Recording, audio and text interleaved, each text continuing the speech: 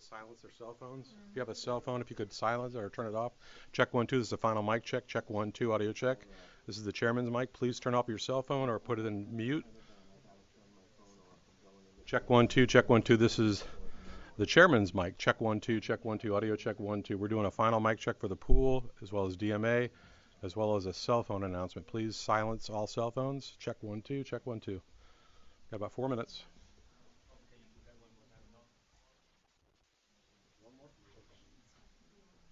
Audio check 1 2. We're doing a final mic check. This is the secretary's mic. Check 1 2. Check 1 2. Again, please turn off all cell phones or silence them. Thank you.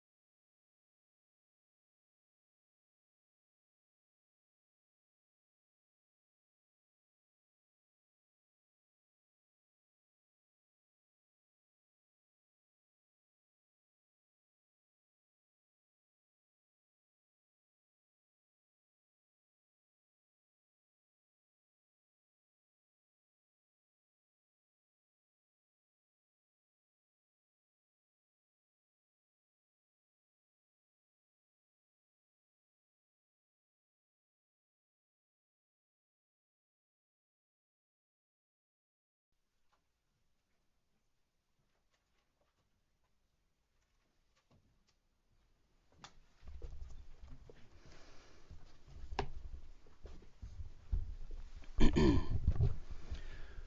good morning. We just finished an update with Admiral Brad Cooper, the CENTCOM commander, across the CENTCOM AOR, our leadership and troops, as you would expect, doing a fantastic job. 2 days ago, under the direction and direct orders of President Donald J. Trump, the Department of War launched Operation Epic Fury, the most lethal, most complex, and most precise aerial operation in history. For 47 long years, the expansionist and Islamist regime in Tehran has waged a savage, one-sided war against America. They didn't always declare it openly, except for their constant chants of death to America. They did it through the blood of our people. Car bombs in Beirut, rocket attacks on our ships, murders at our embassies, roadside bombs in Iraq and Afghanistan, funded and armed by Iranian Quds Force and IRGC killers. My generation of veterans carry the names of brothers who never came home. Brothers butchered by Iranian-backed roadside bombs and well-armed militias, thousands of our own. We didn't start this war, but under President Trump, we are finishing it. Their war on Americans has become our retribution against their Ayatollah and his death cult. It took the 47th president, a fighter who always puts America first, to finally draw the line after 47 years of Iranian belligerence. He reminded the world, as he has time and time again, being an American means something unbreakable. If you kill Americans, if you threaten Americans anywhere on earth, we will hunt you down without apology and without hesitation, and we will kill you. President Trump has also been very consistent. Crazy regimes like Iran, hell-bent on prophetic Islamist delusions, cannot have nuclear weapons. It's common sense. Many have said it, but it takes guts to actually enforce it, and our president has guts. Iran's stubborn and self-evident nuclear pursuits, their targeting of global shipping lanes, and their swelling arsenal of ballistic missiles and killer drones are no longer tolerable risks. Iran was building powerful missiles and drones to create a conventional shield for their nuclear blackmail ambitions. Let me say that again. A conventional shield for their nuclear blackmail ambitions. Our bases, our people, our allies, all in their crosshairs. Iran had a conventional gun to our head as they tried to lie their way to a nuclear bomb. It almost worked under Obama and his terrible deal, but not under this president. Turns out the regime who chanted death to America and death to Israel was gifted death from America and death from Israel. This is not a so-called regime change war, but the regime sure did change, and the world is better off for it. Today, in their desperation, the enemy is unmasked. As Iranian missiles and drones rain down indiscriminately on the hotels, airports, apartments, and other civilian targets of their neighbors. Cowardly terrorist tactics from a regime that for decades has trafficked in cowardly terrorist tactics, lies, death, and destruction to this day. The Iranian leadership has built nothing except proxies and missiles and drones and deeply buried nuclear factories and facilities. Peaceful nuclear ambitions do not need to be buried underneath mountains. Last June, Operation Midnight Hammer obliterated their nuclear program to rubble. Afterward, we told them plainly, that's it, now make a deal. They arrogantly refused. We said, rebuild it, and we'll stop you again, this time far worse. Well, President Trump, Secretary Rubio, Steve Witkoff, Jared Kushner, they bent over backwards for real diplomacy, offering pathway after pathway to peace. I watched it. I was there. They tried over and over and over again earnest attempts at peace. The former regime had every chance to make a peaceful and sensible deal. But Tehran was not negotiating. They were stalling, buying time to reload their missile stockpiles and restart their nuclear ambitions. Their goal, hold us hostage, threatening to strike our forces. Well, President Trump doesn't play those games. And as Secretary Rubio said after the Maduro raid, if you don't know, now you know. President Trump puts America and Americans first. He doesn't hesitate, and neither do our troops. The mission of Operation Epic Fury is laser focused. Destroy Iranian offensive missiles, destroy Iranian missile production, destroy their navy and other security infrastructure, and they will never have nuclear weapons. We're hitting them surgically, overwhelmingly, and unapologetically. With every passing day, our capabilities get stronger and Iran's get weaker. We set the terms of this war, from start to finish. Our ambitions are not utopian. They are realistic, scoped to our interests and the defense of our people and our allies. Speaking of people, we hope the Iranian people take advantage of this incredible opportunity. President Trump has been clear, now is your time. To Iranian security forces, choose wisely. President Trump has also been clear about your fate in either direction. To the media outlets and political left screaming endless wars, stop. This is not Iraq. This is not endless. I was there for both.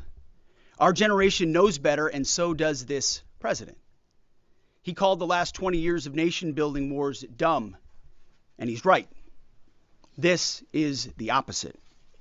This operation is a clear, devastating, decisive mission. Destroy the missile threat, destroy the Navy, no nukes. Israel has clear missions as well, for which we are grateful. Capable partners, as we've said since the beginning, capable partners are good partners. Unlike so many of our traditional allies who wring their hands and clutch their pearls, hemming and hawing about the use of force. America, regardless of what so-called international institutions say, is unleashing the most lethal and precise air power campaign in history. B-2s, fighters, drones, missiles, and of course, classified effects. All on our terms, with maximum authorities. No stupid rules of engagement, no nation-building quagmire, no democracy-building exercise, no politically correct wars. We fight to win, and we don't waste time or lives. As the president warned, an effort of this scope will include casualties. War is hell, and always will be. A grateful nation honors the 4 Americans we have lost thus far and those injured. The absolute best of America. May we prosecute the remainder of this operation in a manner that honors them. No apologies, no hesitation, epic fury for them and the thousands of Americans before them, taken too soon by Iranian radicals. Before I turn it over to General Kane for the operational update, let me speak straight to you, the Joint Force, our warriors on the front lines. This is your moment. This is the generational turning point America has waited for since 1979, and since the rudderless wars of hubris, my generation, our generation, endured. Don't listen to the noise. Just stay focused. Our commander-in-chief is steady at the wheel. We face a determined enemy, but you are better. But we must prove it every single day. History doesn't care if we're tired, if we're scared, or if the fight feels big. It demands warriors who rise anyway. Peace through strength, the warrior ethos, lethality, unity of purpose, those are not slogans. They're the beating heart of what it means to wear the uniform, that uniform. You think clearly under fire, you act decisively in chaos, you uphold the Constitution, and you uphold our country without hesitation. We are not defenders anymore. We are warriors, trained to kill the enemy and break their will. History is watching. Be the force you swore an oath to be, focused, disciplined, lethal, and unbreakable. We will finish this on America First conditions of President Trump's choosing. Nobody else's, as it should be. And know this above all, President Trump and I have your back, always. Through fire, through criticism, through fake news, through everything. We unleash you because you are the best, most powerful, most lethal fighting force the world has ever seen. May Almighty God watch over you, and his providential arms of protection extend over you. Godspeed, warriors, and keep going. General Kane, over to you. Thank you, Mr. Secretary, and good morning, everyone. The purpose of my portion of the briefing today is to update you and the American people on the actions taken thus far. The briefing will discuss the preparation, the planning, setting the force, the early operations, and how we're assessing the progress thus far. So let's get started. On Saturday, 28 February at 01:15 Eastern Standard Time, 9:45 a.m. local Tehran time, on the orders of the President of the United States, U.S. Central Command, under the command of United States Navy Admiral Brad Cooper, commenced Operation Epic Fury. As I said, I'm going to walk you through the initial phases of the operation, but first I want to express my deep condolences and the condolences of the Joint Force to the Department of War personnel killed and wounded in actions thus far. As the Secretary said, they're heroes and represent the best of our nation has to offer. They're true examples of what selfless service means. Our deepest and heartfelt condolences are with their families, their friends, and their units. We grieve with you and we will never forget you. Additionally, I stand here before you today grateful for each service member, planner, logistician, operator across our joint force. For our Department of War civilians, our intelligence community teammates, our interagency teammates who continue to stand in harm's way alongside us. I am proud of all of you as you take the fight to the enemy, and we are the best in the world at integrating, period. I want to extend my personal gratitude to the dedicated commanders and senior enlisted leaders and the enlisted members of the Joint Force who are fighting this fight across the CENTCOM AOR. In addition to Admiral Cooper and Fleet Master Chief Compton, I want to highlight a few today. U.S. Army Central Command Commander Lieutenant General Pat Frank, who along with his team are fighting the counter-missile and counter-drone fight. United States Navy Central Command Commander Vice Admiral Kurt Renshaw and his team, who are engaged with the Iranian Navy and projecting American naval combat power from the seas. And United States Air Force Central Command Commander Lieutenant General Derek France and his leadership team, who are crushing Iranian targets from the air. I want to highlight the support to the CENTCOM fight from other combatant commands who are directly involved with this effort, to include U.S. Spacecom, U.S. Cybercom, and U.S. UCOM. I also want to specifically call out United States Transportation Command and U.S. STRATCOM for their contributions to this fight. We cannot project American combat power at the time and place of our choosing without both. And finally, I want to express how deeply thankful I am for the continued service and sacrifice of the entire Joint Force and their families.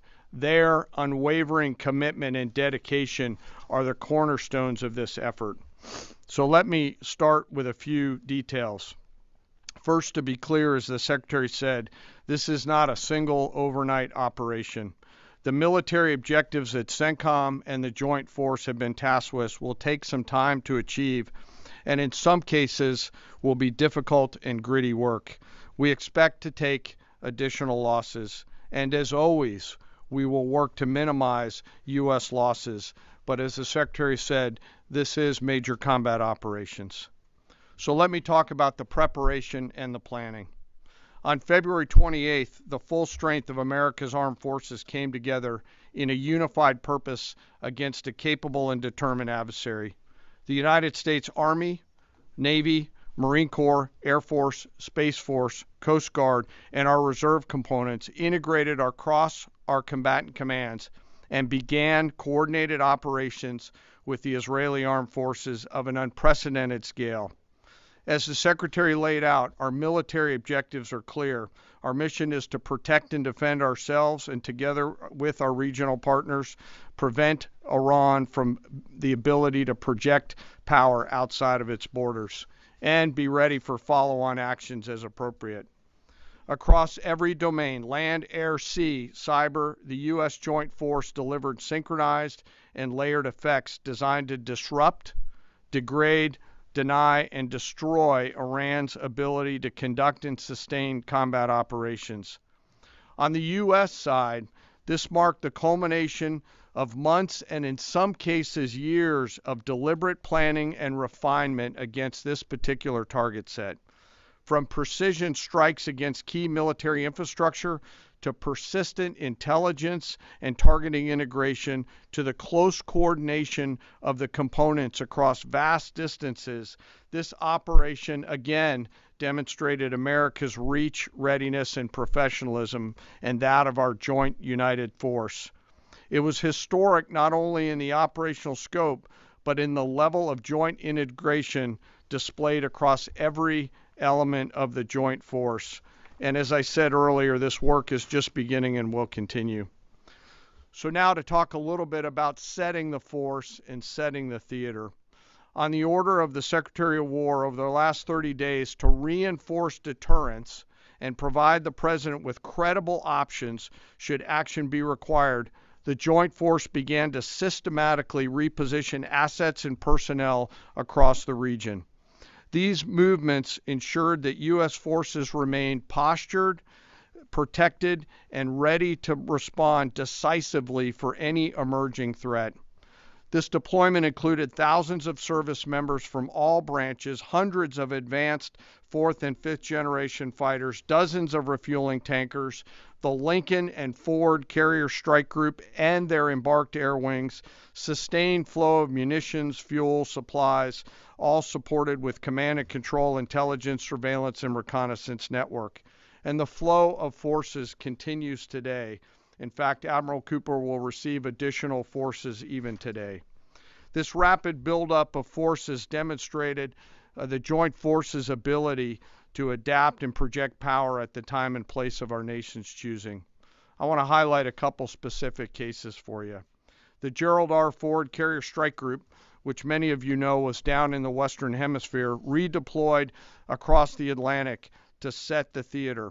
The ship, her crew, their families, and the entire strike group took a deep breath and, as they always do, began planning to conduct combat operations. The integrated Reserve and National Guard forces have continued to demonstrate the value of America's reserve forces, including the Wisconsin Army National Guard operating in Kuwait and Iraq, and Air National Guard units from a variety of states to include Vermont and Virginia. In the case of the Vermont Air National Guard and the 158th Fighter Wing, they were mobilized for Operation Absolute Resolve and then were tasked to take their F-35As across the Atlantic instead of going home to be prepared to support this operation. The same is with our Air National Guard and Air Force Reserve Command tanker and mobility forces, who stepped right out of their civilian jobs to deploy and to protect the region. Lastly, I want to highlight the unsung heroes of warfare, our American logisticians and sustainment force, those who quietly work every day behind the scenes to project and sustain America's combat power. Our leaders from World War II were right when they said professionals do logistics. As regional tensions rose, the Joint Force elevated our force protection measures on the order of the Secretary and repositioned discreetly civilians and non-essential personnel designed to ensure the safety and security of our joint force. By the time operations began, only essential forces remained on our bases and in theater, all ready, capable to respond. So now let me move to H hour. At 3:38 p.m. on Friday, February 27th, the United States Central Command, through the Secretary of War, received the final go order from President Trump. The president directed, and I quote, "Operation Epic Fury is approved. No aborts. Good luck," close quote.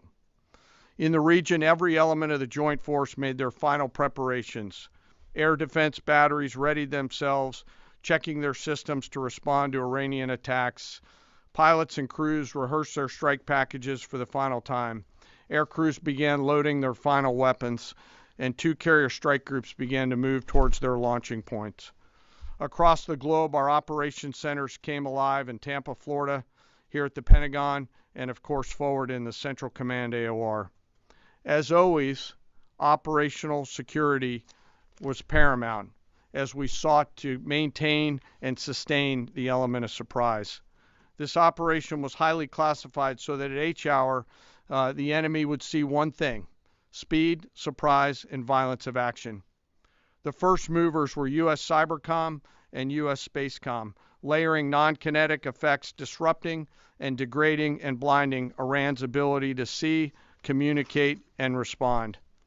At H hour, the beginning of major combat operations, 01:15 local Eastern Daylight Time, 9:45 local AM Tehran time, as dawn crept up across the Central Command AOR, the skies surged to life.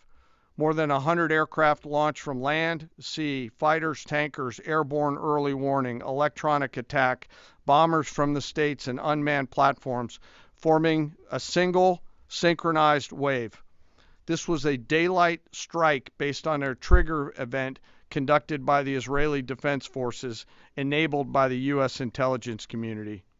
The first shooters at sea were Tomahawks unleashed by the United States Navy, closed in on Iranian naval forces, and began to conduct strikes across the southern flank in Iran. On the ground, forces fired precision standoff weapons, measured, deliberate, precise, and lethal. This was a massive, overwhelming attack across all domains of warfare, striking more than 1,000 targets in the first 24 hours. We are now roughly 57 hours into the operation. In the initial phase, CENTCOM's focus was systematic targeting of Iranians' command and control infrastructure, naval forces, ballistic missile sites, and intelligence infrastructure designed to daze and confuse them. Coordinated space and cyber operations effectively disrupted communications and sensor networks across the area of responsibility, leaving the adversary without the ability to see, coordinate, or respond effectively.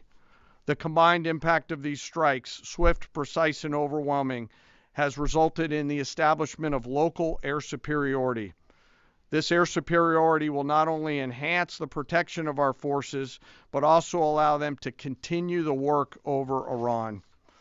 Over the course of the last 2 days, the Joint Force has launched hundreds of missions from land and sea and delivered tens of thousands of pieces of ordnance. The effort continues to scale. This included American B-2 bombers, which again, similar to Midnight Hammer, flew a 37-hour round-trip sortie from the continental United States, dropping precision, penetrating munitions on Iranian underground facilities across the southern flank and slightly deeper. Additionally, Israel has separately executed hundreds of sorties against hundreds of targets. Beyond Air Force and Navy aircraft strike packages, coordinated salvos of precision standoff weapons from across the region have neutralized hundreds of pre-planned targets. As I mentioned earlier, in support of these kinetic operations, U.S. Cybercom and Spacecom have continuously layered effects to disrupt, disorient, and confuse the enemy. I will note that this operation had several combat firsts, which I'll allow at some point in the future Admiral Cooper to talk about since he owns the AOR. While we've prosecuted a relentless offensive campaign, our defense has been equally important. Across the theater, operations have remained steady and disciplined. Once again, our integrated air and missile defense network is performing exactly as it's intended. U.S. Patriot and THAAD batteries, along with ballistic missile defense-capable Navy destroyers, continue to coordinate and execute intercepts with precision and consistency. I wish that every American could hear the voice communications like I have as these joint operations centers remain calm, focused, and cool while executing under fire over and over again. Collectively, these systems have intercepted hundreds of ballistic missiles targeting U.S. forces, our partners, and regional stability. The threat from one-way attack UAVs has remained persistent. Our systems have proven effective in countering these platforms, engaging targets rapidly. Each intercept represents hundreds of hours of training, readiness, and technology all coming together to work as designed. We will remain vigilant in the counter UAV fight. And the defense of the region is not ours alone. As the threat grew, our partners surged in beside us. Air defense batteries in Qatar, the UAE, Kuwait, Jordan, and Saudi Arabia joined the fight, proof positive that years of training, trust, and hard-earned integration pay off. I am aware of the loss of 3 U.S. Air Force F-15Es overnight in the region. I am grateful for the safety of the crews, and we know that this was not from hostile enemy fire. As this matter's under investigation, I'll not comment further on this. Let me close. Operations will remain active across the theater and across the globe. The U.S. forces are postured not only to maintain pressure, but to respond and adapt as required. Operation Epic Fury stands as a reminder of what the United States military uniquely delivers: the ability to project power on a global scale with speed, surprise,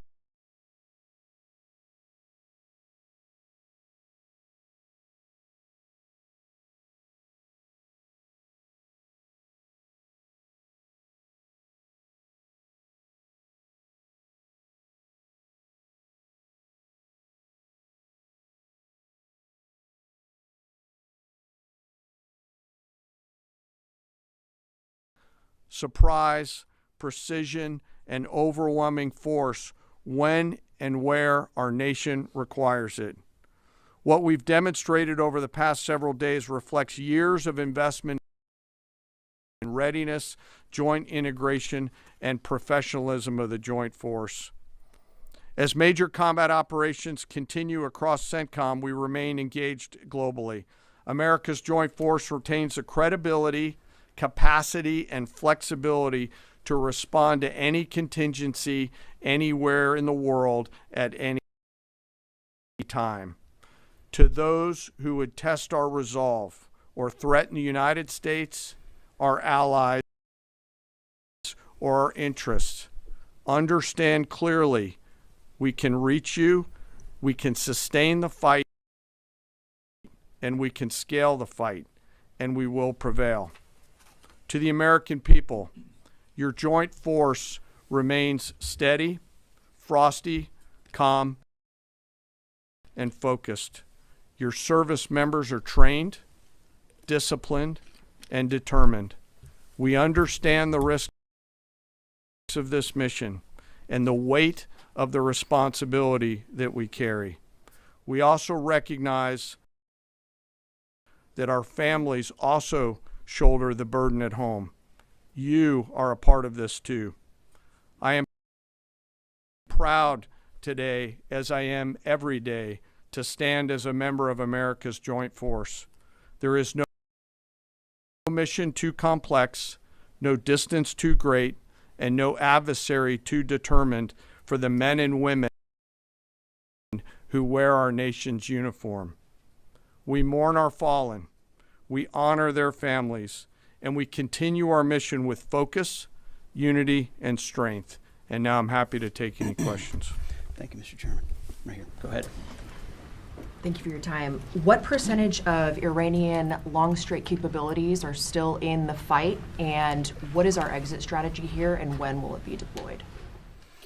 Well, they have long-range strike capabilities, which we are hyper-focused on. The brief we got just this morning, Admiral Cooper knows exactly and precisely what kind of threat matrix he's looking at, the way they might change their techniques and how we adapt to that. So we're making sure the theater commander has absolutely everything he needs. I mean, one of the things the chairman mentioned is for months and months, even before we built up, we ensured that we had maximum defensive capabilities in theater to allow the president the decision space in the future. So even before this buildup in the last 30 days, we discreetly brought defensive assets in to make sure, understanding that there are Iranian capabilities. As far as time frame, I would never hang a time frame from our perspective. The commander-in-chief sets the op tempo and terms of this fight. As I said, it's on his terms. And we'll make sure that Admiral Cooper and his team have everything they need, not just to defend. I mean, the best defense is good offense. And so we're aggressively pushing into that airspace over that southern flank to ensure that we control it and we destroy anything that moves that would attempt to shoot us. Think of it as shooting the archer instead of the arrows. That's where we want to be. And we have the kind of exquisite intelligence to get over the top, find that and destroy it. It won't happen overnight. This is a big battle space with a lot of capabilities. That's part of the reason why it's such a threat to us. That's why I talk about conventional umbrella to blackmail nuclear ambitions. They were building up this conventional arsenal in order to ensure that no one would ever block them from their ability to get nuclear weapons. So we're very clear-eyed about the nature of this Iranian threat, and we're going to get after it. I don't know if you have anything to add to that, Mr. Chairman. Thank you for the question. The only thing I'll add is that unlike an operation, a single operation like Midnight Hammer or Absolute Resolve, it'll take some time for us to conduct battle damage assessment, and the targeting cycle that CENTCOM will run will take those things into effect. Admiral Cooper will adjust his plan and fires accordingly to ensure that we're attriting that. He's focused on long-range strike capability coming out of the enemy, and that's a key and essential part of it. Of the capabilities that still exist from the enemy front. Yeah, that's what I mean when I say we're still doing BDA. Normally we'd be able to see a singular thing and we'd assess pretty quickly. He's doing offense and assessment simultaneously, so it'll take longer for us to assess than it would in a single operation. Secretary Hegseth, thank you. Reagan Reese with the Daily Caller. 2 questions for you. The president said yesterday in his video message that we will leave Iran when we complete all of our objectives. What are our objectives, and can you share more information on how the soldiers who were killed were killed? Well, I laid out the objectives, as did the chairman. They're completely nested. I mean, Iran has an ability to project power against us and our allies in ways that we can't tolerate. So whether that's ballistic missiles and drones, so offensive capabilities, effectively their Navy, which would attempt to set other terms and impose different costs, drone capabilities, which we laid out there. And ultimately, though, this tying it back to Midnight Hammer, the president has been willing to make a deal.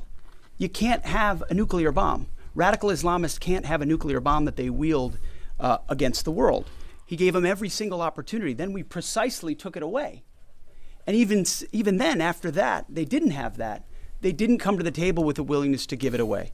So ultimately, those nuclear ambitions, which never ceased, are something that had to be addressed as well. So that's a discrete sense of what's being addressed here to ensure that they can't use that conventional umbrella to continue a pursuit of nuclear ambitions. And then as it pertains to the U.S. casualties, that particular incident was, you have air defenses and the lot's coming in and you hit most of it, and we absolutely do. We have incredible air defenders.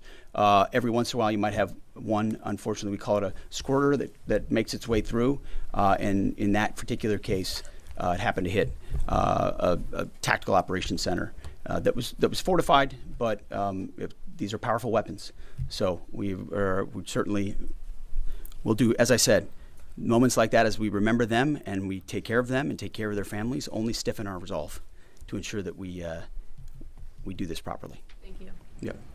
Right here. Thank you, Secretary Hegseth. I had 2 questions for you. First, are there currently any American boots on the ground in Iran? No, but we're not going to go into the exercise of what we will or will not do. I think it's one of those fallacies for a long time that this department or presidents or others should tell the American people this, and our enemies, by the way, here's exactly what we'll do. Here's exactly how long we'll go. Here's exactly how far we'll go. Here's what we're willing to do and not do. It's foolishness. And so President Trump ensures that our enemies understand we'll go as far as we need to go to advance American interests. But we're not dumb about it. You don't have to roll 200,000 people in there and stay for 20 years. We've proven that you can achieve objectives that advance American interests without being foolish about it. Now, will we be bold about it? Are we willing to be decisive about it? Do we put months and months of planning into what kind of effects we want to achieve? Absolutely. But going forward, why in the world would we tell you, the enemy, anybody, what we will or will not do in pursuit of an objective? We fight to win. We fight to achieve the objectives the President of the United States has laid out, and we will do so unapologetically. Thank you. Is there any significance to Israel carrying out the strike to kill the Ayatollah? And I wanted to know, what was your immediate reaction to finding out about his killing? I think Israel did a great job in the conduct of that operation. President Trump put a 4-week There you go, timeline right on here. it. Are you Please. saying that's wrong? Yeah, thank you. You mentioned during the briefing, General Kane, that there would be additional troops sent to the region. Could you say how many troops currently are involved in this operation and how many additional troops are planned to go in this next phase? I don't want to talk specifics because that would tip the enemy off. We have more tactical aviation flowing into theater just based on the time it took to get it out there. I think we're just about where we want to be in terms of total combat capacity and total combat power for Admiral Cooper. One of the things, though, that a commander, he'll consistently assess the trajectory of the campaign. Is he on or off trajectory? And then make an ask of the joint force, which will then develop options for consideration by the Secretary and the President to either increase or in some cases decrease the amount of combat capability that we have over there. I heard the question about 4 weeks. It's the typical NBC sort of gotcha type question. President Trump has all the latitude in the world to talk about how long it may or may not take. 4 weeks, 2 weeks, 6 weeks. It could move up. It could move back. We're going to execute at his command the objectives we've set out to achieve. And what he has shown an ability to do that other presidents can't quite seem to have the aperture to do, well, I mean, Joe Biden didn't even know what he was doing, is to look for opportunities and off-ramps and escalations for the United States that creates new opportunities to execute what we need on our own timeline. So you can play games about 4 weeks, 5 weeks. He has all the latitude, and I'm glad he does, because there's no better communicator than our president expressing those things. To the Daily Mail. I've been in meetings with the president for the last 2.5 days. We know exactly where his headspace is, and he will communicate as he should exactly what he would like, and we will follow those orders. And I think everything he said on that is right down the middle. Chairman, did you Absolutely. have evidence Yes, right there. Yes, sir. Thank you very much, Secretary. I left my hometown of Sakis in Iranian Kurdistan in 1996. Can you promise that I will be able to return home safely this year? And I have a following question too, please. I appreciate the question. I'm not here to place guarantees on that, but I think the message the president has given has been clear. To the people of Iran, this is your moment. The world was seized by these crowds, and then seized by the reality of this regime killing tens of thousands of innocent protesters. So we saw the nature of the regime yet again exposed. We saw many of the Iranian people seek a change there. This is their moment to take advantage of it, for sure. Secretary, you served in Iraq and know that no American soldiers were killed in Kurdistan. The Kurdish people are very pro-American. Will you continue protect Kurdistan and Peshmerga as loyal ally of the United States? Why I'm asking this question? Because now Kurdistan is under attack by Iranian drones and by proxies in Iraq and on the region. I think I can speak to allies generally in the region who we've been in constant communication with. We've been standing shoulder to shoulder with them, and we appreciate their capabilities. Absolutely. Yes, right here. Hi, thank you. Cameron Arkin with the Daily Wire. My question is about some of the domestic threats, if any, regarding this right now. Have there been any concerns about Iranian sleeper cells, and kind of what has the Trump administration been doing to kind of monitor these threats? Across the interagency, in full coordination. Of course, we're paying attention to any potentialities there.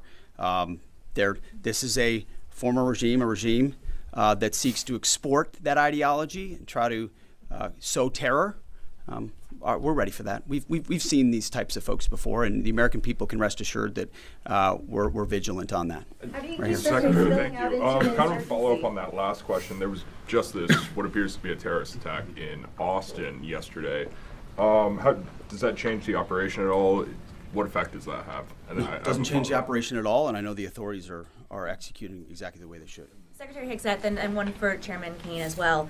I understand, to your point here, that you don't want to broadcast everything for our adversaries to hear, but the American people also want to know what they're sending their men and women to war for. Is there a concern of this spiraling into a longer war? And then one for the chairman when you're done. Did you not hear my remarks? I mean, we're ensuring the mission gets accomplished, but we are very clear-eyed, as the president has been, unlike other presidents, about the foolish policies of the past that recklessly pulled us in to things that were not tethered to actual clear objectives. So we know. We have plans, we have generals, we have chairmen, we have commanders, CENTCOM commanders, Admiral Cooper, who's executing very deliberately to ensure outcomes that I laid out are accomplished. But we would never, in front of a press pool, lay out how long that may take. The mission for our warfighters, which is what matters to us, is very, very clear. And they're executing it right now violently. And just for the chairman quickly, I have one for the chairman. You said this is not a one-night operation. It will take time to achieve the goals. What would be the goal line here for you? I think the Secretary laid out the military objectives, and that's what we execute against, is the military objectives. Last one right here. Uranium is. Thank you, sir. As you've said, there are a large amount of U.S. service members that are in harm's way right now. What is your prayer for them? First of all, my prayer for them is that I do pray for them. My wife prays for them. Our family prays for them. Our cabinet prays for them. None of this is done on a whim. Having been in their boots, having been in their shoes, having been in their flight suits, I know we think about them with every decision that we make and every recommendation that we make to the President of the United States. Those recommendations are made prayerfully. And when I pray every day for them and for this mission, I pray simply for the biblical wisdom to see what is right and the courage to do it. It's going to take courage to follow through on this. There's going to be a lot of noise, and we pray for that, and we hope all of you do as well. Thank you very much. Appreciate it. Thank you. Going to strike first. Sights in Iran, sir. I don't ever slow up, no I don't take shit. I got no love for the fakeness. If you wanna play tough and wanna hate this, I'll always show up. I don't ever slow up, no I don't take shit. I got no love for the fakeness. If you wanna play tough and